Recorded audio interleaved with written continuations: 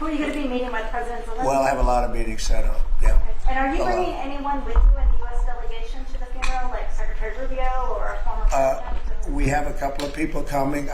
We'll announce it probably this evening or tomorrow. First Lady's going, and some people are coming with me from staff. But we'll have a number of people going. It's going to be, I'm sure it's going to be a beautiful ceremony.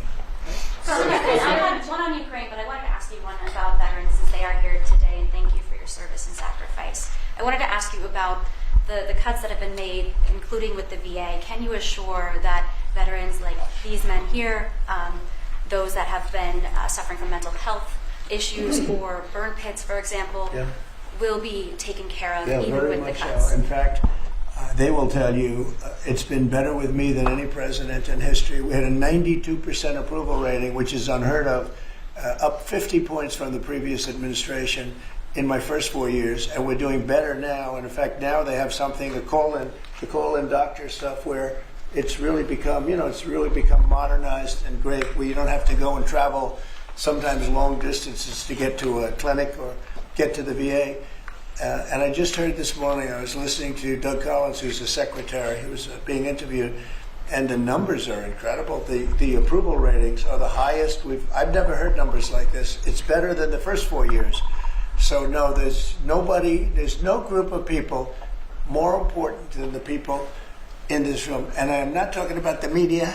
I'm talking about these people right here. There's no group, and they're going to be taken really well care of. It's very important to me. And on the war in Ukraine, are you going to be meeting with President Zelensky? He's asked to meet with you this weekend. Will you be meeting with him this weekend? I don't know that he's going to the funeral or not, but I just hope he gets this thing solved, because we're losing about, think of this, 5,000. I was saying 2,500, and everyone was telling me that's low. 5,000 soldiers are being killed every week. Approximately. Think of that. Every week, 5,000 soldiers, but let's say from 3,000 to 5,000 are being killed.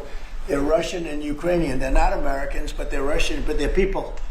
And they're humans. They're human beings. They have families. They wave goodbye to their son, and then they get a call that the son's no longer there. It's a vicious war, and if I can help solve it, we're not losing our soldiers, but we're losing soldiers, a lot of people.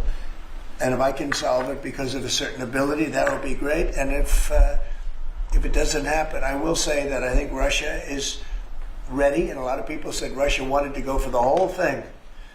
And I think we have a deal with Russia. We have to get a deal with Zelensky. And I hope that Zelensky, I thought it might be easier to deal with Zelensky. So far it's been harder.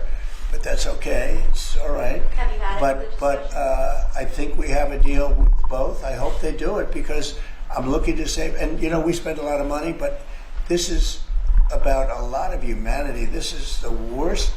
I get the pictures, the satellite pictures. I've never seen anything like it of the fields after some of these battles. It's horrible that it's going for nothing. We would have never had this problem. You would have never had that war if I were president. I guarantee you that. And for 4 years, you didn't have it. Are you going to meet with Vladimir Putin? Please. Are you going to meet with Vladimir Putin? I will be meeting in with Saudi Arabia? It's possible, but most likely not. I think we'll meet with him shortly thereafter, though.